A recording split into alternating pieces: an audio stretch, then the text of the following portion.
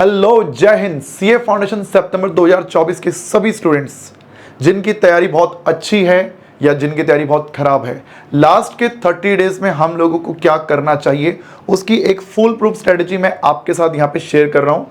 जितनी बातें बताऊँ उनको पूरी श्रद्धा, पूरे विश्वास के साथ फॉलो कीजिएगा, बेड़ा पार जरूर होगा। देखिए जी, जैसे कि मैंने बताया, बच्चे तो वैसे हमारे भांति भांति प्रकार के हैं, लेकिन मुख्य रूप से दो कैटेगरी में मैंने अपने इन बच्चों को रखा है।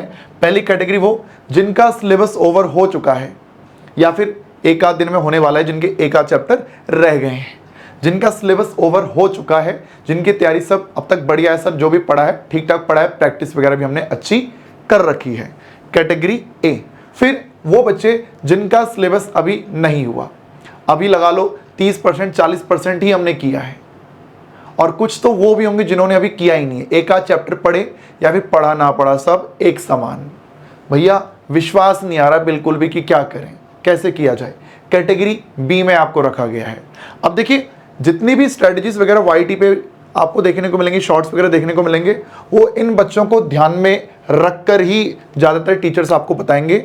इन विचारों पर ज़्यादा फोकस नहीं किया जाता है, बस इनका जब रिजल्ट आ जाता है तो इनको पकड़ लिया जाता है कि हाँ हमने इसको पढ़ाया था तो ये बच्चा हमारा स्टूडेंट है ना। बट अगर इन बच्चों को अगर सही डायरेक्शन ना दिया जाए तो जो अच्छा स्कोर हमारा बन सकता है वो भी कम हो सकता है जी, अगर सही डायरेक्शन में तैयारी अगर ना करी जाए।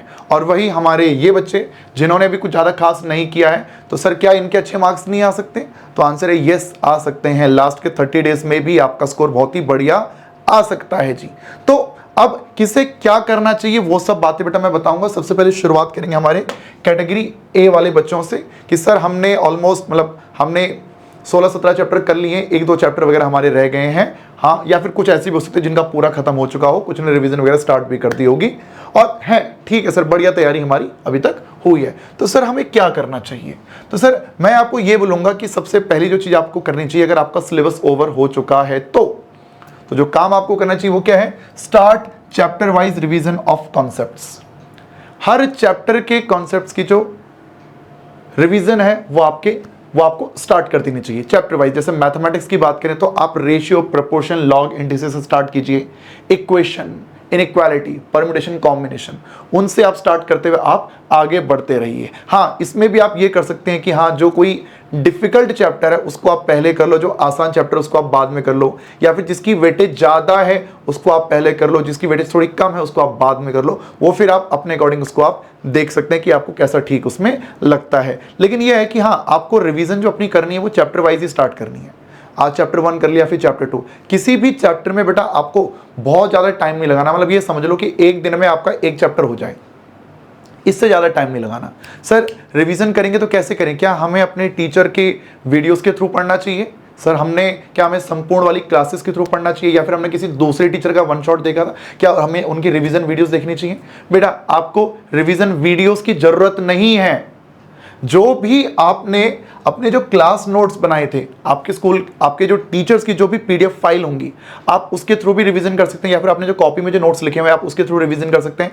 आप अपने मॉड्यूल के थ्रू भी आप अपनी रिवीजन कर सकते हैं। हाँ, बस ये ध्यान रखिएगा कि अगर कभी कोई चैप्टर ऐसा होता है कि यार हम उसके कॉन्सेप्ट एकदम ही भूल गए और नोट्स के थ्रू भी हमें फायदा नहीं हो रहा, तो उस सिचुएशन में फिर क्या बोलते हैं, आप वन शॉट का हेल्प आप ले सकते हैं। वन शॉट सीरीज जो बेटा हमने यहाँ पे चाणक्य 2.0 में डाली थी, तो उन वीडियोस की हेल्प लेकर बेटा आप अपनी रिवीजन वहाँ पे कर सकते हैं, ठीक है। बट ज़्यादा से ज़्यादा अवॉइड कीजिएगा कि वीडियोस के थ्रू आप तैयारी ना करो, आप अपने नोट्स के थ्रू ही अपनी प्रिपरेशन को करो, ठीक है। और उन नोट्स में आप उनको बार बार देखिए, ठीक है, जो भी फॉर्मूले में आते हैं उनको आप डेली रिवाइज कीजिए। तो ये काम बेटा आपको करना है, बट वीडियोज़ की हेल्प तभी लीजिए जब नीडेड हो, अदरवाइज नहीं, ठीक है। स्क्रीन टाइम जितना कम हो बढ़िया है। अपनी हार्ड कॉपीज जो भी आपके पास है बेटा उसके थ्रू बेटा आप लोग वहाँ पे पढ़ाई कीजिए। देन बात आती है कि सर यहाँ तो चलो ठीक है, हम सिर्फ कॉन्सेप्ट रिवाइज करेंगे कि हाँ ठीक है, फॉर्मूले वगैरह हमने देख लिए, कॉन्सेप्ट ऐसा ऐसा होता था तो हम कर लेंगे, बट हमें क्वेश्चंस भी तो प्रैक्टिस करने चाहिए ना। तो जी हाँ, क्वेश्चन आपको प्रैक्टिस करने चाहिए। 18 चैप्टर हैं, 17-18 चैप्टर आपके जो भी हैं, उसमें क्वेश्चंस की संख्या बहुत ज़्यादा है यार। स्पेशली अगर कुछ स्पेसिफिक चैप्टर आपके ऐसे हैं जैसे परम्यूटेशन, कॉम्बिनेशन, रेशियो, प्रोपोर्शन, इनमें एडिशनल में भी दुनिया भर के क्वेश्चंस हैं।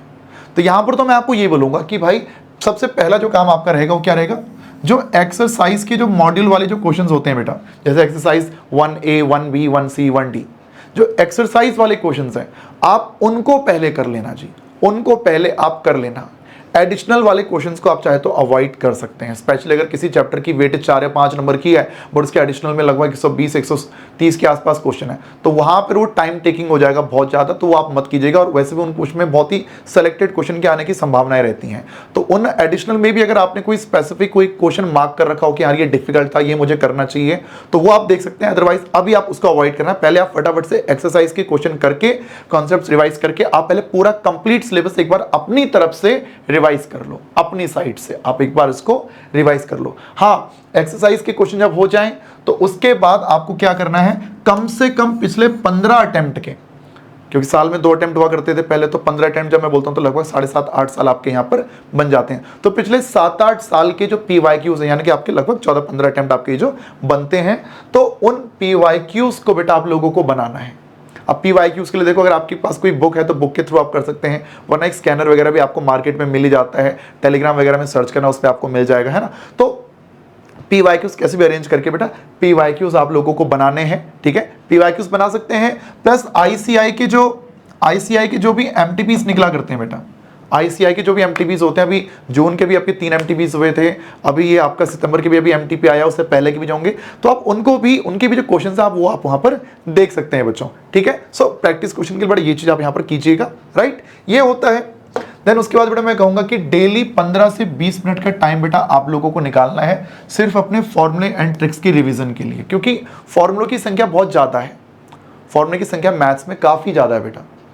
अगर आप स्टैट्स की भी बात करें, स्टैट्स में भी काफ़ी थ्योरी तो है ही, बट उसके बाद जैसे सेंट्रल टेंडेंसी, कोरिलेशन, रिग्रेशन, फिर प्रोबेबिलिटी आ जाता है, थ्योरेटिकल डिस्ट्रीब्यूशन आ जाता है। ऐसी मैथ्स की भी बात करें तो रेशियो, प्रोपोर्शन वगैरह होता है, फाइनेंस वगैरह है, सीक्वेंस सीरीज, ऐसी आपका कैलकुलस है। तो यहाँ पर फॉर्मूले की संख्या बड़ा काफ़ी ज़्यादा है, तो इन्हें डेली रिवाइज करना जरूरी है, ठीक है। डेली रिवाइज करेंगे तो यहाँ पर आपका कॉन्फिडेंस अपने आप बढ़ेगा। जब फॉर्मूले याद नहीं होते तो कहीं ना कहीं हमेशा लास्ट तक एक डर लगा रहेगा यार कि कहीं मैं एग्जाम में फॉर्मूले भूल ना जाऊं, तो वो लास्ट डे तक भैया वो आपको परेशान करेगा, ठीक है। तो इसलिए अभी फॉर्मूले ऐसे याद कर लो, ऐसे कंठस्थ हो जाए कि भैया लास्ट डे तक हम एकदम कॉन्फिडेंट रहे कि हाँ कुछ भी पूछ लो हम बता देंगे जी। तो ये चीज रहनी चाहिए बेटा, ये देखिएगा। दूसरा मैं कहूंगा कि भैया आपको हर 5 दिन में एक मॉक टेस्ट पेपर जरूर बनाना है। मैं ये, बल्कि ये चीज तो हर सब्जेक्ट में होनी चाहिए, कम से कम 4 मॉक टेस्ट पेपर बेटा आप लोगों को बनाने हैं, कम से कम 4, ज्यादा बनाओ तो आपकी इच्छा है, बट कम से कम 4 मॉक टेस्ट पेपर बेटा आप लोगों को जरूर बनाने हैं। अब आप बोलेंगे सर रिवीजन तो पूरी हुई नहीं, बेटा रिवीजन तो फिर क्या, जब लास्ट में पूरी होगी तो क्या तब बनाओगे, तब टाइम भी नहीं मिलेगा, कैसे करोगे फिर। जितनी रिवीजन हुई है, देखो एक बार का सिलेबस तो आप लोगों ने पढ़ ही लिया है ना, एक बार का सब पढ़ ही लिया है। ये मॉक टेस्ट पेपर के ऐसा तो नहीं है कि कहीं मार्क्स वगैरह आपके एग्जाम में जुड़ रहे हैं, ऐसा भी नहीं है। ये मॉक टेस्ट पेपर आपको बताएगा क्या कि बिना तैयारी के आप कितना स्कोर कर सकते हैं। और सोचो, बिना पूरा कंप्लीट रिवाइज किए अगर आपका 100 में से 60, 70, 75 बन जाता है, तो ये आपको और कॉन्फिडेंस देगा कि हाँ अगर मेरी पूरी तैयारी अगर हो चुकी हो, पूरी कंप्लीट रिवीजन अगर मेरी हो चुकी हो, तो मेरा स्कोर और ज़्यादा बढ़ेगा। तो इसलिए बेटा मैं क्या कह रहा हूँ, हर 4 दिन में, हर 5 दिन में पूरा रिवाइज करो, फिर एक अपनी रिवीजन चैप्टर वाइज आप करते रहो, और फिर आप MTPs भी बनाते रहो, मॉक टेस्ट भी आप बनाते रहो। अब MTPs आपको बनाने हैं तो ICI वाले बना दो, PW वाले बना दो, कोई और बुक अगर आपके पास हो तो वो भी बना लो, ऐसी कोई दिक्कत वाली बात नहीं है। ज्ञान देखो जहाँ से मिले लो, पढ़ने के लिए जहाँ से, सीखने के लिए जहाँ से मिले सीखो यार, क्लियर है ना। तो 5 दिन में मॉक टेस्ट पेपर बनाइए बेटा, और उस मॉक टेस्ट पेपर के जो सॉल्यूशंस हैं उनको इवेल्युएट कीजिए, आपने कहाँ गलती करी, आपका वीक एरिया कौन सा, आपका स्ट्रॉन्ग एरिया कौन सा बेटा, इस चीज का पता लगाओ। जो वीक एरिया है थोड़ा उसके ऊपर थोड़ा सा ज्यादा विशेष फोकस करो। देखो जो आसान है, जो हमें आता है, उस पर ज्यादा मेहनत करने की क्या जरूरत है, मतलब हाँ उसको पढ़ना है, बट उसके ही पीछे हाथ धोके पड़े रहो तो वो तो गलत है। जो वीक पॉइंट्स है बेटा वहां पर हम मेहनत करेंगे ताकि वहां पर भी हम अच्छे से एग्जाम में स्कोर कर पाए। तो ये चीज देखिएगा। और देखिए मैंने ना एक YT पे ही एक लाइव संकट मोचन सीरीज शुरू करी है, इसमें भी जो ज़्यादा वेटेज वाले जो चैप्टर हैं उनकी मैं लाइव रिवीजन यहाँ पे करवा रहा हूँ, जिसमें मैं सभी कॉन्सेप्ट्स में रिवाइज करवा रहा हूँ। इन सेशंस में जुड़ना बेटा, जब भी आपको टाइम लगता है, लगभग 1 सवा 1 घंटे का मेरा सेशन ये होता है। इनमें लाइव में ही आना, रिकॉर्डिंग में मत आना, लाइव में ही आना। लाइव में इसलिए आना क्योंकि आपने सब कुछ एक बार पहले पढ़ रखा है। मैं धीरे धीरे पूरे कंप्लीट चैप्टर ही बेटा उसमें करवा देता हूँ। तो लगभग 1 सवा 1 घंटा आप हफ्ते में 3 दिन आप मेरे साथ यहाँ पे निकाल सकते हैं। तो वो काम बेटा आप अगर आप करते हैं तो देखो आपको क्लास के दौरान ही आपको दिखेगा कि हाँ मैंने जो पढ़ाई करी थी वो मैंने सही करी थी। जो भी क्वेश्चन मैं स्क्रीन पर लाता हूँ आपके अगर आंसर निकलते हैं तो भैया इससे अपने आप ही आपका मोरल अप होगा यार, कॉन्फिडेंस हमारा अपने आप ही बढ़ेगा बच्चे। तो मैं आपको ये बोलूंगा कि आप लाइव में जोड़े, देखो रिकॉर्डेड भी कोई अगर करना चाहे तो रिकॉर्डेड भी कर सकते हैं, दिक्कत नहीं। बट यहां पर मैं आप लोगों को मैं सजेस्ट करूंगा कि हाँ आप लाइव में आ सकते हो बिकॉज आपके पास टाइम है, आपकी तैयारी सही है यार। ओके सो इतना बोलूंगा भाई मैं। यार देखो एक ही बात बोलूंगा कि कॉन्फिडेंट रहिए।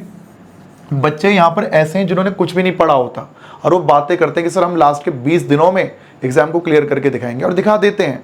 आप तो उन बच्चों में आते हैं जिन्होंने सब कुछ पढ़ रखा है। आपकी तैयारी बहुत सही है, बस खुद पे भरोसा रखिए। खुद पे जितना डाउट करोगे उतना ज़्यादा एंजाइटी, जितना ज़्यादा एंजाइटी सर एग्जाम में उतने ज़्यादा हाथ आपके कांपेंगे। ठीक है, बहुत ज़्यादा की एक्सपेक्टेशन ना करते हुए आप लोगों को अपने एग्जाम पर फोकस करना है, अपनी तैयारी पे फोकस करना है। रिजल्ट जैसा भी आए देख लेंगे, फिलहाल अपनी साइड से आप अपना बेस्ट दे दीजिए। यहां से बेस्ट दोगे तो ऑब्वियसली इनपुट बेस्ट तो आउटपुट भी बेस्ट ही आना है यार। ठीक है, सो यही बोलूंगा कि भैया आप इस एग्जाम में भैया चक दे पट्टे कर देने वाले हो, है ना, नब्दे किल्ली कर देने वाले हो। और नितिन सर के स्टाइल में बोला जाए तो बल्ले बल्ले हो जाएगी जी, बल्ले बल्ले। ठीक है, सो सर हम आपके साथ में हैं। अब बात करी जाए हमारे कैटेगरी बी वाले बच्चों की कि कैटेगरी बी में कौन आते हैं। वो बच्चे सर जिन्होंने अभी तक सब कुछ पढ़ा ही नहीं, सब कुछ क्या आधा भी नहीं पढ़ा सर, अच्छा सा नहीं लग रहा है सर, 20-30% ही सिलेबस हो पाया सर, 2-4 ही चैप्टर किए वो भी ढंग से नहीं हुए सर, करा ना करा सब एक समान हो रखा है सर, क्या करें सर हम।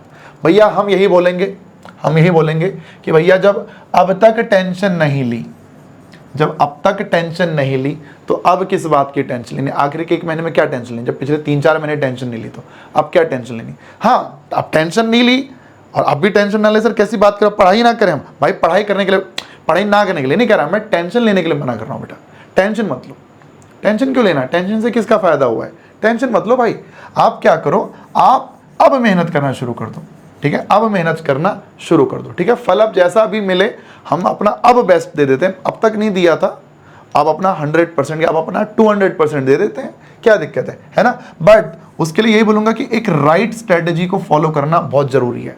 राइट स्ट्रेटेजी को देखो, होता क्या है आज के टाइम पे आपको वाईटी पर शॉर्ट्स के थ्रू, अलग अलग चीज़ों के थ्रू आपको कई सारे लोग आपको अलग अलग तरह की स्ट्रेटेजीज दे रहे होंगे यार, अलग अलग स्ट्रेटेजी दे रहे होंगे, है ना। मैं वही कहूँगा राइट स्ट्रेटेजी को फॉलो करना बहुत ज़्यादा जरूरी है बच्चों, राइट स्ट्रेटेजी को। ठीक है, और यही बोलेंगे भैया चिंता नहीं करनी, कर्म करना है अच्छा और फल अपने आप ही बढ़िया मिल जाएगा, फल अपने आप ही बढ़िया मिल जाएगा। सर प्रवचन की बातें कर रहे हो सर, आप तो प्रवचन देते हो क्या कहीं?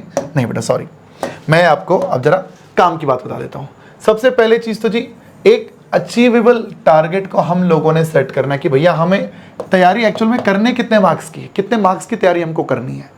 तो देखो जी ऐसा है, वैसे तो करने वाले बच्चे पूरे 100 की भी तैयारी कर देते हैं, बट मैं अगर खुद की बात करूं तो मेरे बस की नहीं थी जी 100 की तैयारी करना, सच्ची बताऊं। मैं अगर आपकी जगह पर होता जिसने कुछ ना पढ़ा होता तो मैं लगभग 70 से 80 नंबर तक का ही सिलेबस में ढंग से कर लेता, बहुत बढ़िया से कर लेता, और ऐसे कर लेता कि यहाँ पे मेरे मार्क्स ना कटें। मैंने हमेशा जीवन में मेरे जितने इम्तिहान हुए हैं मैंने हमेशा ऐसे ही किया है जी, मैथ्स को छोड़ के। चाहे मैंने अपने ग्रेजुएशन के दौरान बीकॉम ऑनर्स के दौरान मैंने जितने मैंने सब्जेक्ट पढ़ता हालांकि मैं 1 हफ्ते पहले ही था, बट उसमें मैं 7 में से 8 में से सेलेक्टेड में 4-5 चैप्टर पढ़ लिया करता था और ढंग से पढ़ लिया करता था। 100% के चक्कर में क्या होता है, जो चीज़ें आसान है वो भी ढंग से नहीं हो पाती, तो ये गलती नहीं करनी। आप 70 से 80 मार्क्स के चैप्टर आप बहुत ही अच्छे से कर लो, 100% के चक्कर में मत पढ़ना, पहली चीज़ तो ये है। अब 70 से 80 कौन से हों, तो भैया कुछ चैप्टर ऐसे हैं जिनकी वेटेज बहुत ज़्यादा है, कुछ चैप्टर ऐसे जो बहुत ही आसान है, कुछ चैप्टर की वेटेज ज़्यादा है और कुछ चैप्टर बड़े आसान है, तो इनको टारगेट बनाओ। मैं कह रहा हूँ जिनकी वेटेज कम है और जो मुश्किल भी है इनको छोड़ो यार, इनको साइड में रखते हैं, पहले वो करते हैं जिनकी वेटेज ज़्यादा है। तो भाई देखो मैं अगर आपकी जगह होता ना तो मैं सबसे पहले उठा लेता लॉजिकल रीजनिंग, मैं उठा लेता जी लॉजिकल रीजनिंग। मैं लॉजिकल रीजनिंग में मैक्सिमम मैं 2 दिनों में खत्म कर देता, 2 दिनों में। डायरेक्शन टेस्ट, सीटिंग अरेंजमेंट और ये नंबर सिस्टम वगैरह इसमें आ जाया करता है, और लगभग हर चैप्टर 5-5 नंबर का ही आपके एग्जाम में देखने को मिलता है। अभी जो जून अटेम्प्ट हुआ था चारों चैप्टर 5-5 नंबर में ही आए थे, बट कभी कभी 1 से 5, 1 से 6 भी हो जाता है, 1 से 4, 1 से 6 भी हो जाता है। तो ये लॉजिकल रीजनिंग में ये आपके 20 मार्क्स ना मुझे लगता है कि ये वो 20 मार्क्स है जिसमें चाहे मैथ्स वाला बच्चा हो या नॉन मैथ्स वाला बच्चा हो, वो 20 में से 20 अचीव वो कर सकता है जी, 20 में से। अब ऐसी अगर बात करी जाए मैथमेटिक्स की, तो मैथमेटिक्स में देखो सबसे ज़्यादा वेटेज वाला जो चैप्टर में देखने को मिलता है वो आपका चैप्टर नंबर 4 फाइनेंस। इस बार जून अटेम्प्ट में यहाँ से 14 मार्क्स में क्वेश्चन पूछे गए थे, बट ऐसा नहीं कि हर बार 14 में ही आते हैं, कभी 12 में भी आता है, कभी 13 में भी, कभी 14 में भी, है ना। तो 12 से 14 नंबर का मान के चलते हैं। और एक ऐसा चैप्टर है जो बहुत डिफिकल्ट नहीं है समझना, इसमें लिमिटेड कुछ सेलेक्टेड से फॉर्मूले हैं, थोड़ा कैलकुलेटर आपको यूज़ करना आना चाहिए। अगर आप इसको मेरे वन शॉट के थ्रू अगर आप कर लेंगे तो ये चैप्टर आपका बढ़िया हो जाएगा। एक एवरेज चैप्टर की कैटेगरी में मैं इसको रखा करता हूँ। इसके अलावा जो अगर मैं आपकी जगह होता तो मैं इसके अलावा मैं एक इक्वेशन चैप्टर करता, जिसमें लगभग 4 मार्क्स में हमें क्वेश्चन देखने को मिलता है। और एक ईजी चैप्टर ये भी माना जाता है। इनइक्वालिटी लगभग 2 मार्क्स का एक छोटा सा आधे घंटे का चैप्टर है, और ये भी एक ईजी चैप्टर की कैटेगरी में ही मैं इसको यहाँ पे रखा करता हूँ। हाँ, इसके अलावा परम्यूटेशन एंड कॉम्बिनेशन भी आपका 5 मार्क्स तक लगभग एग्जाम में आपका पूछा जाता है, लगभग 4 से 5 नंबर में। बट ये एक एवरेज चैप्टर की कैटेगरी में मैं इसको रखा करता हूँ। बहुत डिफिकल्ट नहीं मानूंगा, बहुत इजी भी मैं इसको नहीं मानूंगा, ठीक है। सो ये एक बढ़िया चैप्टर रहता है परम्यूटेशन कॉम्बिनेशन, और 5 मार्क्स तक, 4 से 5 मार्क्स पे क्वेश्चन यहाँ से आएंगे, ठीक है सर। ऐसे ही मैं अगर आपकी जगह होता तो इसके अलावा मैं एक सीक्वेंस एंड सीरीज का ये वाला चैप्टर भी मैं करता, और ये भी लगभग 4 मार्क्स तक में आपके एग्जाम में पूछा जाता है। वैसे लगभग 5 मार्क्स तक में आपसे ये जो चैप्टर है रेशियो, प्रोपोर्शन, लॉग, इंडिसेस, ये भी पूछा जाता है। लेकिन पिछले 2 अटेम्प्ट से ना ये चैप्टर धोखा दे रहा है यार। इस जून वाले अटेम्प्ट में यहाँ से सिर्फ 2 ही क्वेश्चन पूछे गए, और उससे पिछले वाले में भी आई थिंक 2 या 3 ही क्वेश्चन इस चैप्टर से पूछे गए थे। जनरली वैसे 5 मार्क्स तक में इस चैप्टर से क्वेश्चन आते हैं, बट पिछले 2 अटेम्प्ट से थोड़ा धोखा दे रहा है यार ये चैप्टर। और चैप्टर ऐसा भी नहीं है कि छोटा हो, आसान हो, नहीं जी, ऐसा भी नहीं है। चैप्टर है लंबा, काफ़ी सारी चीज़ें इसके अंदर देखने को मिलती हैं। तो पढ़िए, इसको भी पढ़िए, ऐसी दिक्कत नहीं है। रेशियो प्रोपोर्शन वाला पार्ट तो इसमें इजी है यार, है ना। बट इस पे काफ़ी डिफिकल्ट क्वेश्चन भी इसमें देखने को मिलते हैं।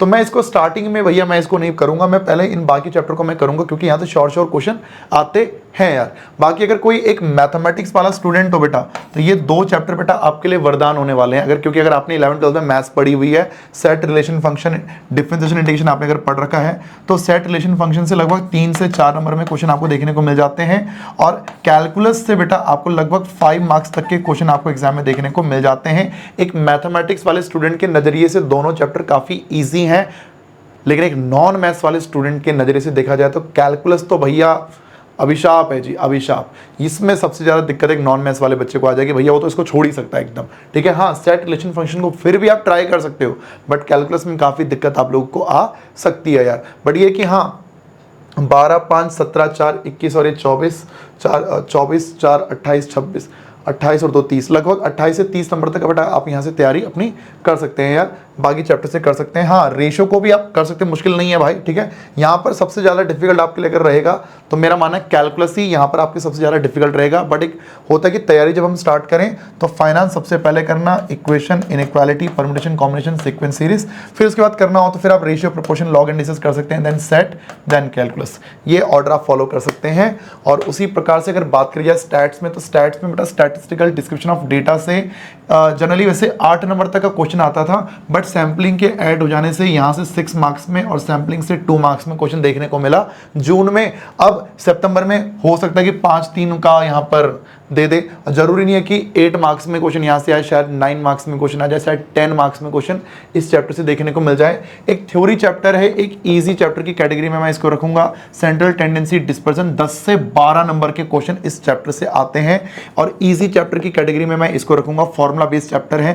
कोरिलेशन, रिग्रेशन भी भैया थोड़ा सा एवरेज चैप्टर इसको माना जाता है, लेकिन है इसमें भी सिर्फ फॉर्मूले ही, बट 5 नंबर का क्वेश्चन बड़ा यहाँ से देखने को मिलते हैं। और एक बड़ा ही एक इजी चैप्टर की कैटेगरी में बेटा मैं इंडेक्स नंबर को रखा करता हूं, 5 मार्क्स में क्वेश्चन यहां से भी हमें देखने को मिलते हैं। Then probability and theoretical distribution, इस चैप्टर को भैया मैं डिफिकल्ट की कैटेगरी में मैं यहाँ पे रखूंगा for a non mathematics students.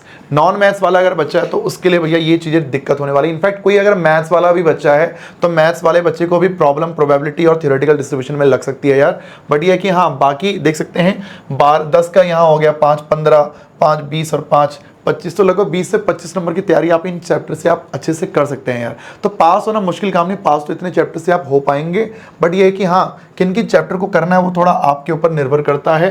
अब ऐसा है ना, किस चैप्टर को कहाँ से करना है, तो भैया मैं आपको बताना चाहूँगा। चलो वो भी आपको मैं बताता हूँ, फिलहाल एक अगले स्टेप पे मैं बढ़ूंगा। देखिए आपको वन शॉट की हेल्प लेनी है, वन शॉट, और वन शॉट में भी बेटा याद रखिएगा रिकॉर्डेड वाले जितने भी हमारे लाइव वाले नहीं रिकॉर्डेड। देखो वन शॉट में लाइव में भी हमने काफी सारे चैप्टर्स पढ़ा रखे हैं, बट वो लाइव वाले वीडियोस आपको नहीं देखने। जो रिकॉर्डेड वाले वीडियोस बेटा हमने डाले हैं, रिकॉर्डेड जो प्री रिकॉर्डिंग बेटा हमारी कंप्लीट है ना, तो वो आप लोगों को बेटा देखनी है। उस रिकॉर्डिंग के थ्रू बेटा आप लोगों को हमारे वन शॉट्स देखने हैं। मेरे वन शॉट्स बेटा आपको चाणक्य 2.0 में मिलेंगे, चाणक्य 2.0 में, प्लस मेरी जो मैराथन है बेटा, मैराथन में क्या है, मैंने 2-2, 3-3 चैप्टर के वन शॉट को आपस में मर्ज कर दिया है। जैसे probability, theoretical distribution, index number, इनको तीनों चैप्टर को मैंने एक ही वीडियो में बनाकर उसको 10 घंटे का वीडियो बना दिया, बट उसमें 3 चैप्टर हैं डिटेल्ड। और देखो वन शॉट में मैं कैसे बोल रहा हूं, डिटेल्ड वन शॉट, मतलब ऐसे आपको कई वीडियोस दिख जाएंगे जहां पर उन्होंने 1 घंटे में पूरा मैथमेटिक्स और फाइनेंस खत्म कर दिया होगा, जो कि कहीं ना कहीं धोखा है बच्चे के साथ में, ऐसा नहीं हो सकता। वहां पर फिर सिर्फ कॉन्सेप्ट ही कॉन्सेप्ट बताती है, वो भी बड़े तेजी से क्वेश्चंस नहीं मिलेंगे। कोई भी वन शॉट अगर आप देखेंगे तो कम से कम उसकी लेंथ 3.5, 4-5 घंटे की होनी चाहिए यार। मैंने 7 घंटे में मैथमेटिक्स और फाइनेंस बनाया, लगभग 6-7 घंटे में मैंने सेंट्रल टेंडेंसी करवाया, तो टाइम लगता है यार, है ना, क्योंकि डिटेल्ड है, वहां पर कुछ भी छूटा नहीं है ना फिर यार। तो डिटेल्ड वन शॉट आपने देखने, वो भी रिकॉर्डेड वाले, ठीक है सर। और ये बोलूंगा कि प्रैक्टिस भी करनी है क्वेश्चंस की, यानी कि सिर्फ वीडियोस देख लिया और हो गया सर हमारा बेड़ा पार, नहीं, वीडियोस के साथ साथ आपको क्वेश्चंस भी करने हैं। और क्वेश्चन बेटा मैं वही बोलूंगा, जो आपके मॉड्यूल के जो एक्सरसाइज वाले क्वेश्चंस आप उनको कीजिएगा, एडिशनल वाले फिलहाल आप छोड़ देना यार, फिलहाल आप छोड़ देना क्योंकि ना टाइम ही नहीं है। देन उसके बाद पीवाईक्यूज बेटा आप लोग बनाएंगे, और लास्ट 10 अटेम्प्ट्स तक यानी पिछले 5 साल तक के पीवाईक्यूज बेटा आप लोग जरूर बना लेना। एंड लास्ट में बेटा 3 मॉक टेस्ट पेपर बेटा आप लोगों को करने हैं, 3 मॉक टेस्ट पेपर भी बेटा आप लोगों को जरूर करने हैं। और इन मॉक टेस्ट पेपर में बेटा अगर आपके 45 से 55 नंबर भी अगर आपके पहुंच जाते हैं ना यार, तो समझ लेना वो सेफ स्कोर है, मैथ्स आपका क्लियर हो जाएगा, मैथमेटिक्स का एग्जाम आपका क्लियर हो जाएगा, इस बात की गारंटी है। हाँ, अब जब लास्ट में आपकी पूरी तैयारी हो जाएगी तो 2 दिन पहले भैया एक शॉर्ट के थ्रू या फिर एक वीडियो के थ्रू मैं बता दूंगा कि मैथ्स के एग्जाम में किस माइंडसेट के साथ जाना है और किस प्रकार से क्वेश्चंस आपको वहां पे अटेम्प्ट करने हैं। वो एक वीडियो भाई मैं अलग से आप लोगों के लिए ले आऊंगा, बट फिलहाल अभी आपका काम है पढ़ाई करने का। अभी पढ़ाई करो, जितना कम सो सकते हो कम सो, जितना मैक्सिमम बेटा आप इनपुट ले सकते हो, ताकि एग्जाम के दिन मैक्सिमम आउटपुट आप वहां पर दे पाओ यार। और वही मैं कह रहा हूँ, मॉक टेस्ट पे 45 से 55 नंबर भी अगर आपके पहुंच जाते हैं ना बेटा, तो एक सही स्कोर है यार, ठीक है। और हो सकता है मॉक टेस्ट पेपर जब बनाएंगे तो पहले मॉक टेस्ट पेपर में बहुत ही कम नंबर आए, ठीक है, बट वही है जहां पे कम मार्क्स आए उन चैप्टर्स को बढ़िया से करना, क्या कमियां रही हैं उनके ऊपर काम करना, स्कोर बढ़ेगा। जिस दिन आप यहाँ पे अपने मॉक टेस्ट पेपर में 50 नंबर तक पहुंच गए ना, तो समझ लेना कि उस दिन आपके मैथ्स के एग्जाम की तैयारी हो चुकी है, कि अब आप उस एग्जाम को क्लियर कर लोगे यार, ठीक है जी। सबसे इंपॉर्टेंट चीज, किसी भी टीचर के, देखो मैं अभी कैटेगरी 1 वाले बच्चों को क्या बोल रहा था कि मेरे लाइव सेशन में आना, भाई मैं कैटेगरी 2 वाले बच्चों को कह रहा हूं मेरे लाइव सेशन में मत आना। असल मेरे क्या, किसी भी टीचर के लाइव सेशन में मत जाना, क्योंकि लाइव सेशन के थ्रू ना कोई भी टीचर डिटेल्ड वे में आपको तैयारी करवा ही नहीं सकता, नहीं करवा सकते।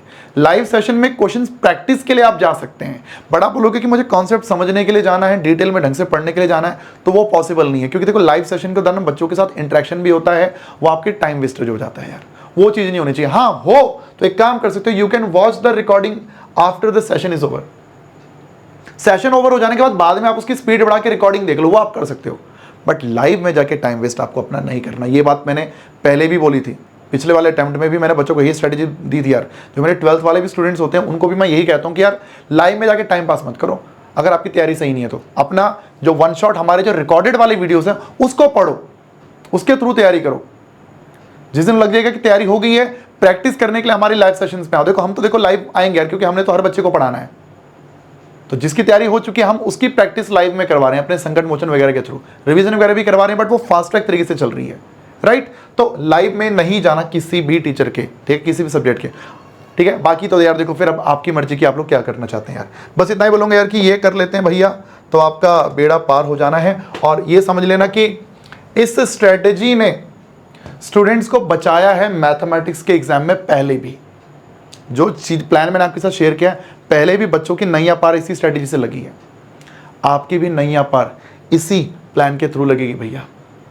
स्ट्रिक्टली इसको फॉलो करना, पढ़ाई करना, ठीक है, और फालतू कामों में टाइम वेस्ट मत करना, आपका कल्याण होगा। तथास्तु।